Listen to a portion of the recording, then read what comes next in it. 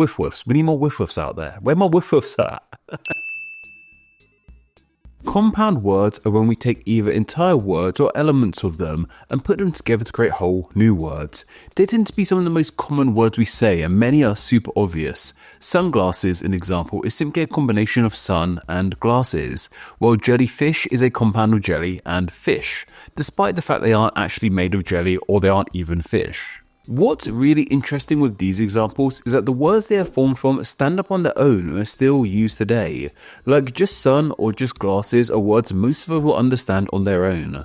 This isn't the case for every compound word, however. There are a selection of words still around today which are compound words, but one of the words that went into their formation is no longer used. This gives us a selection of words which are commonly understood today, but contain relics of a long lost past and made way more sense back then too.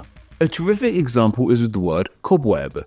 This is the name for the homes spiders make for themselves out of their own webbing, with a key use to them being a spot for unsuspecting prey to get stuck in.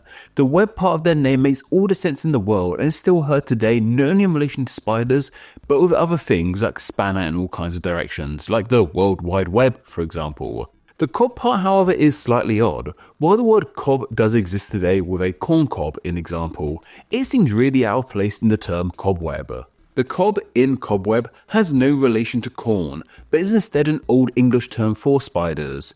Yeah, once upon a time spiders were simply referred to as cobs in Old English. Of course, this name for these 8-legged creatures fell out of fashion, with spiders coming from other Germanic roots and meaning spinner, as they, spin webs.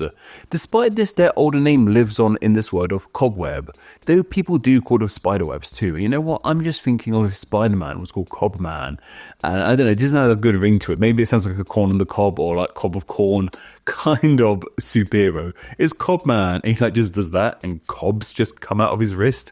Ew, that would be weird. I don't know. Let me know if Cobman exists somewhere down below, because that would be fun. I want to see that hero now. Midwife is a great example too. A midwife is a medical professional who helps bring children into this world, and of course this is done by helping the people having those children give birth. This is a super interesting one. You may presume the wife part of the name comes with the fact that traditionally midwives are women. That isn't the case, however. The wife part in reality has much more to do with the former part of the term midwife. While we use mid today as a shortening of middle, in the word of midwife, it relates to something else entirely. It comes from an Old English word meaning with. This means midwife translates more accurately into modern English as with wife, as those who have this job tend to be with wives a lot, as wives is traditionally the one who gives birth. This also explains to us why men who have this job are still referred to as midwives. The wife part of the name has nothing to do with the gender or sex of the person with the job, but instead the gender or sex of the person whose child they're helping deliver. This hasn't got much to do with the wider subject of this video. I just thought it was really neat. I've sort of seen people being like, oh, shouldn't male midwives be called mid-husbands? But no, it has nothing to do with the gender of the person with the job. It's sort of the person giving birth, and I just think that's cool. I want to share that with you all here now, because, I don't know, I might make a whole video about it sometime in the future. Stay tuned. And speaking of staying tuned, before we continue, I'd like to briefly talk about Patreon and Superthanks. Patreon is the best way to financially support Name Explain, and donating just $1 a month gets you ad-free videos, a chance to say what names get explained, an exclusive monthly newsletter, and your name at the end of these videos. All of that can be found at patreon.com/nameexplain, which will be linked down below. Conversely, if you want to just make a one-time donation, you can leave a super thanks directly in the comments section of any of my videos here on YouTube. They help out tremendously too. Thank you. Something very different to a midwife, however, is a werewolf. These are creatures from fantasy mythology in which a human bitten by a wolf transforms into a wolf-human hybrid, normally on a full moon too. This makes the wolf part of the name incredibly self-explanatory. The former part of the name is what we need to explain. Were is a common word, being a past tense second person singular, like were you feeling hungry just then.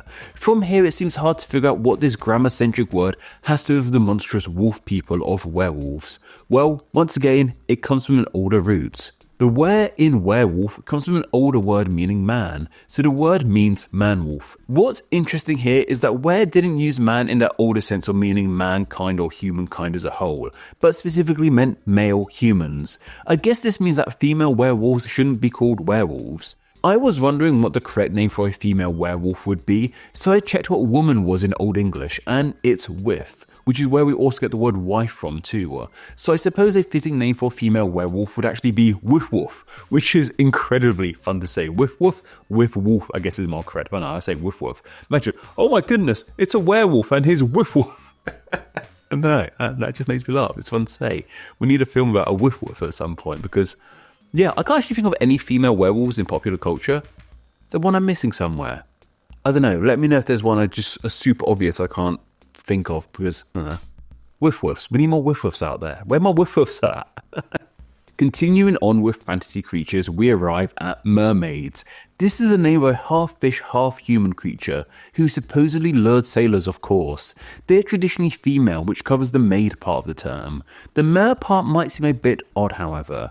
Mer isn't really used on its own in any way today in English, but once upon a time it was. It was actually a much older term for the sea, so the name means sea maid, which really fits the bill. Once again, for those curious to know what the correct term for a male mermaid would be, most just go with merman. This one probably wasn't too surprising for anyone watching who speaks French, as even to this day the French word for sea is mer. French, can't pronounce French so more like, but it's on the screen there, mer, M-E-R, you get the drill. And I also checked to see what mermaids are called in French, see if they use this word mer in their own language, but no, they call them Celine, which I didn't expect. Like, you know, the word mer is right there. You easily could have just borrowed mermaid or some form of that, but no, you just went your own way. Well done, French. Hope you're proud of yourself. And fittingly, the last word I want to highlight here is a word we often say last to people, that being the word of goodbye. This is a bit different to the rest of them, as both good and bye are heard today on their own on a regular basis and make a lot of sense. You may presume that goodbye came into being as a compound of these words, but that, however, is not the case. Goodbye is instead a compound of the entire phrase, God be with you, or God be with ye, which was said to people as they parted ways with someone. This is fascinating to me. As far as I'm aware, very few people say God be with ye when they wave each other off. Yet pretty much everyone says goodbye, or at least just bye when they leave. Like I said, this one is different from the others, but I just found it interesting nonetheless. And yeah, the word bye comes from this entire phrase.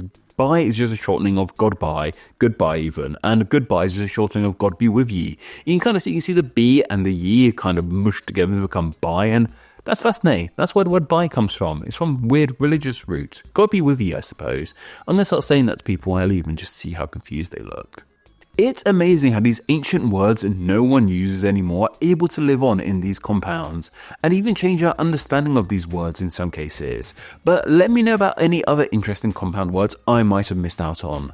Also, please share a topic down below which we cover in next Monday's Name Explain video. It could be about literally anything, and the topic can be as niche or broad as you like. I will then choose 3 of those topics and place them in a poll for my patrons to vote on. Then the winner from that poll will be the topic covered in next Monday's Name Explain video.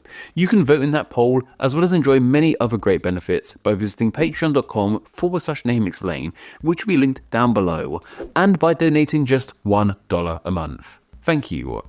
Anyway, that's more than enough for myself, but don't forget to go follow me on Instagram where I'm NameExplainYT, and don't forget to join the Facebook page Friends of Name Explain, where you can chat with myself and many other name nerds.